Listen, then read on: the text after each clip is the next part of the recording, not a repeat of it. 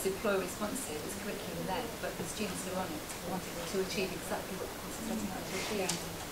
The trouble with nursing is it's very hierarchical, and qualified nurses quite often look down their noses at healthcare assistants and do not want them to get the education because it's very threatening. You know, it would be very threatening to a qualified nurse to find a healthcare assistant that has a higher education in wound care than they've got. But we needed some kind of rubber stamping that gave that healthcare assistant the right to say, I do know more, and this is the qualification that I've got. So it is important. So we've got the opposite, because in care homes they don't have qualified staff.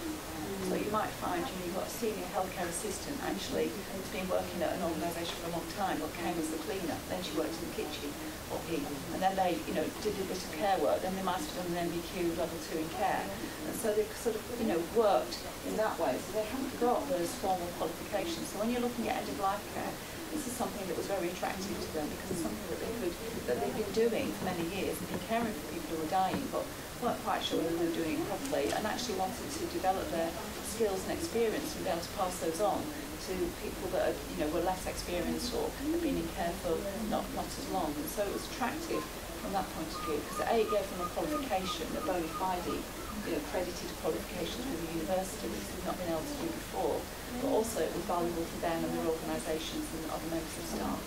So it's sort of it's different from your. I also think this is a model. I mean, certainly if you looked at the wish list, there was one on dementia care, there was one on the personalisation agenda, there was a whole load of other things that they wanted. And you could take this model and do the same thing.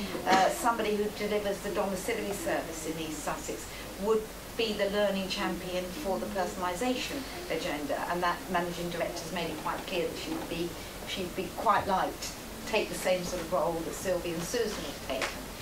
With that module. So by working with key employers, you could really develop all sorts of things. I suppose what I was going to ask people here is, we've talked about health and social care. Do you think this approach could be used with other sectors? Has anybody got any experience? I mean, I can share some experience.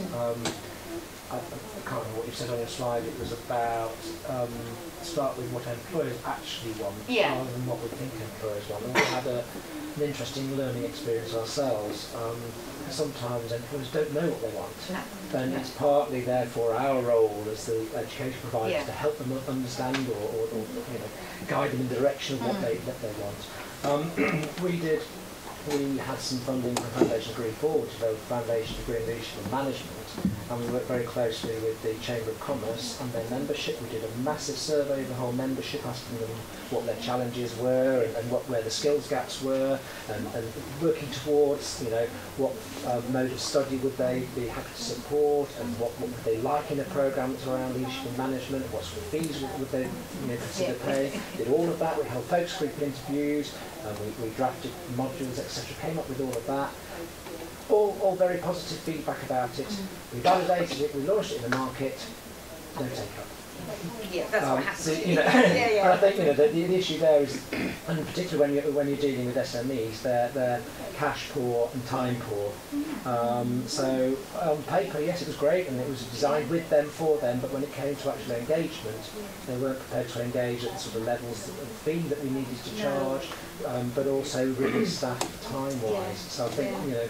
Just an interesting learning experience. Well, we had exactly the same with the spa industry and sport and rep that we did. We developed products, and FE come to that. We developed products. They said they wanted through research, and it still hasn't really worked. This one seems to be working. It was only the first cohort, so I don't know whether folks at the table think what the differences are. Why has ours sort of worked? I think because it was leadership and management, what we found was that some of the healthcare assistants or healthcare workers, they don't want to be leaders and they don't want to be managers. What they want to be doing is what they do well, but at a higher level. And I think that's maybe where the difference lies. They want to go up in terms of career progression, but not take a leadership role because that takes them away from what they want to be doing. Very interesting that we subsequently, because that was about 5 years ago, subsequently we developed a short to awarded undergraduate level for the social care sector, and that's going well, but that's a 60 credit level 4 qualification at undergraduate level, and that seems to be going okay.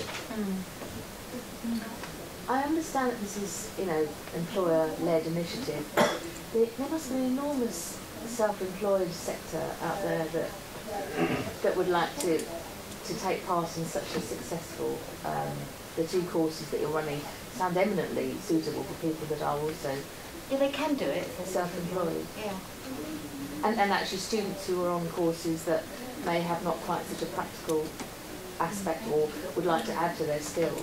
I mean, that the reason for they have to have 50, if you wanted to keep the fees 50% from HEFCE, that HEFCE funding is finishing this project. So those sorts of requirements won't exist anymore.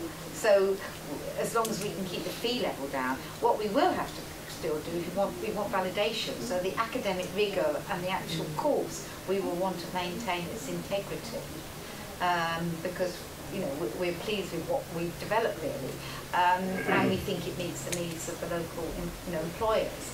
But we don't have to stick to the regulations around who takes it. But I think they have to be practitioners, wouldn't they? So, yes, I mean, I don't think, because it's reflective and it's meant to be building on the skills they've already got within the workplace. Other comments? I was just going to say, I think the speaker session really highlighted it for me. The challenge is going to be delivering this type of programme when you've got small numbers. It's just financial viability is challenging. I know. 50% of funding from HEFCE, they're funding the development of these programmes. Exactly. That's going. Yeah, because we've had exactly the same funding, we've got exactly the same challenge. Because the curriculum development money. Big size groups of students. Absolutely. Particularly when it's in sectors where it's SME, it's a real challenge. It is. I mean, I must say one of the benefits of this project has been the curriculum development funding, because I was able to use funding, put these folks together, and to give them hours, so many hours to develop modules. I mean, they put in far more hours than we paid for. I'm aware of that, but it really was sort of seed funded this development. And very often, I don't know what happens at FE, but FE level, there isn't that funding available for that investment development work. So, but I think we have developed an approach that is transferable if colleges want to.